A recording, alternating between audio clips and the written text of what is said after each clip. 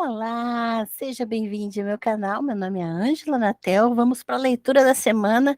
Quero ler um trecho maravilhoso deste livro aqui, Ecofeminismo, da Maria Mies e Vandana Shiva. Um livro fantástico que você encontra na Nigra Disco. E eu quero ler um trecho especificamente que fala como o fascismo usa esses desejos. Desde o Iluminismo, o discurso sobre a natureza desempenhou um papel dominante nos campos ideológico e político, separando os chamados progressistas dos chamados conservadores. Chamados porque essa diferenciação é bem superficial. Cada campo usa um conceito de natureza que aparentemente é diferente do outro. Os progressistas, os esquerdistas e liberais, que se consideram herdeiros do movimento racionalista dos séculos XVII e XVIII, veem a natureza como um inimigo a ser dominado e colocado a serviço do homem pela nova ciência e tecnologia, em termos marxistas, pelo desenvolvimento das forças produtivas. A racionalidade moderna está travando uma luta pesada contra o velho mundo, que ela deseja submeter à sua formação. A natureza selvagem, não domesticada, do lado oposto ao da razão, é o inimigo que a razão deve conquistar e subordinar. Os conservadores, de outro lado, veem a natureza como amiga e boa mãe a ser protegida contra a exploração utilitarista crassa do capitalismo industrial. Como vimos, no entanto, essa proteção só é possível em reservas, museus, na arte e na natureza romantizada, não numa oposição fundamental ao capitalismo. Esses dois conceitos de natureza correspondem a dois tipos diferentes de crítica ao capitalismo, a esquerdista e a conservadora.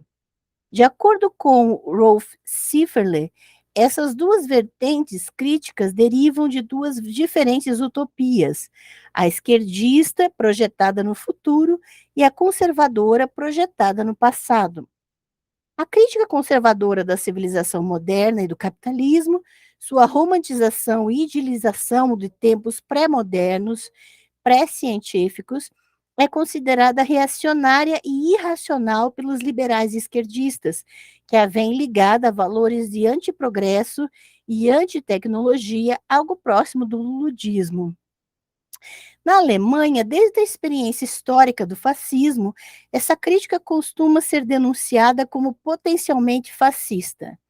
A esquerda, em especial, se apega à filosofia hegeliana e marxista da história, segundo a qual o desenvolvimento das forças produtivas, a dominação progressiva do homem sobre a natureza, constitui a precondição para a emancipação política e econômica das relações obsoletas de produção. Esse progresso, esse desenvolvimento, é considerado uma espécie de lei natural, um processo necessário que a crítica romântica não pode parar. Muitas vezes pode ser ouvido desse lado que não há como retroceder à história.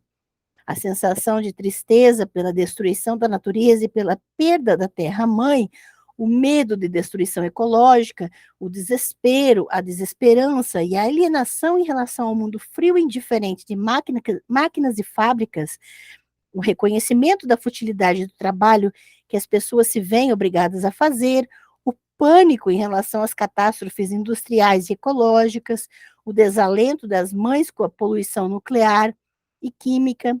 Tudo isso é caracterizado pelos progressistas como histérico e irracional, como uma mera continuação do movimento antirracionalista, antirrevolucionário, conservador romântico do século XIX. Ao rotular esses temas e os sentimentos que eles despertam como reacionários e irracionais, os liberais e esquerdistas, usando uma dicotomia superficial esquerda-direita, deixam todos esses sentimentos para os direitistas. Mas esses sentimentos e anseios não são encontrados apenas entre os entediados cidadãos urbanos da classe média. Eles também são compartilhados pelas massas proletárias. Christel Neusus mostrou que o discurso sobre racionalismo e racionalização feito pelo Partido Social Democrata, SPD, na República de Weimar, no final dos anos de 1920, foi rejeitado por muitos trabalhadores de fábrica. Nesse debate, o SPD assumiu o lado do racionalismo e propagou a necessidade de racionalização racionalizações técnicas e inovações que substituíssem o trabalho manual pelo mental, e assim tornassem o trabalho mais produtivo. A resistência dos trabalhadores a essas racionalizações não foi motivada por seu desejo de obter uma fatia maior do bolo capitalista. Esse foi o argumento do SPD, mas por uma resistência à maior alienação do trabalho, à alienação da mãe natureza e de seus próprios corpos. Foi motivada por um sentimento de tristeza pela perda de uma terra-mãe, de um vilarejo, por sua separação dos ritmos naturais, orgânicos.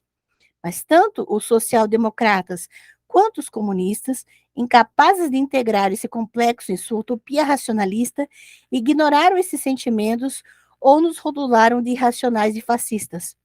Ao fazer isso, deixaram toda essa realidade psicossocial sem explicação e, na verdade, permitiram que os fascistas explorassem sua propaganda. É um pequeno trecho deste livro aqui, importantíssimo. O Vandana Shiva é uma referência em ecofeminismo e essa obra, com todas as suas questões, precisa ser estudada com afinco, porque não anda na superficialidade dos rótulos sociais, mas se aprofunda naquilo que as lutas, tanto daqueles que se dizem progressistas, quanto daqueles que se dizem conservadores, acabam por encher nas suas pautas as lutas das quais eles não se aprofundam em questões fundamentais para as relações sociais e relações também com o ambiente.